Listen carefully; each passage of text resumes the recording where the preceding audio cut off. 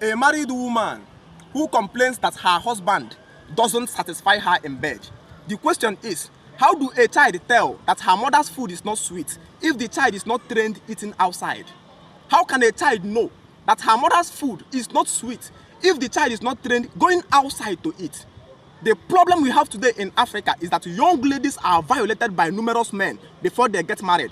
And so eventually when they get married, they begin to compare what the man brings and what they get outside.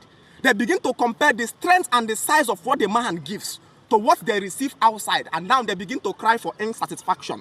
Because our ancestors understood that a woman must be arrested before she is exposed. Because exposure destroys women. The more she's exposed to men, the more it becomes difficult for that man, for that lady to stay under a man. So our ancestors says that fornication destroys a woman, not because of hellfire, but because a woman who has been exposed found it difficult to stay under a family, under a home. She will cry for insatisfaction because she has been exposed to a different size and a different weight and speed and energy. Our ancestors understood this principle and arrested young ladies at age 16, 17. She's already married. So when she comes into that family as a virgin, the first and the newest she takes becomes that of the man. So she doesn't even know what is satisfaction or what is not satisfaction. She felt saturated under whatever the man brings. As a virgin she is. Conception can never be difficult in that system. One palm she already produced kids. That is why those days we have 3, 4 wives. They share it according to schedule. If it is 1, 1, 1, 4 market days, it will reach the 4 of them, and all of them are satisfied because they all came into the family as a virgin.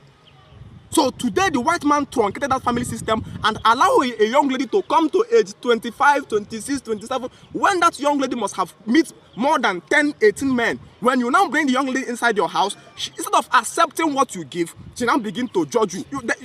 For somebody to compare you means there was a past. They now begin to compare. He doesn't last. He doesn't remember. These things emanate from when somebody have truncated the way our family is built. So we call for restructuring. It's time again to arrest the hormones of young ladies when they are still fresh. Pick 18, 19, then you would understand the reason why your ancestors never have issue with conception.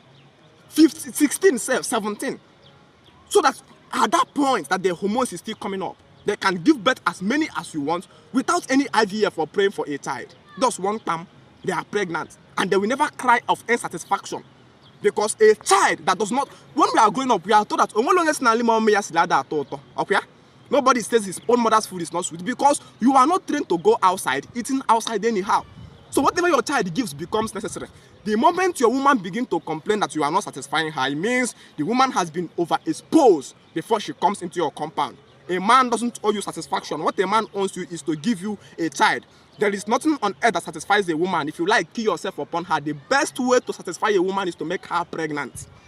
The best way to satisfy a woman is to make the woman pregnant. Simple and short. Because the greatest joy of a woman is her child.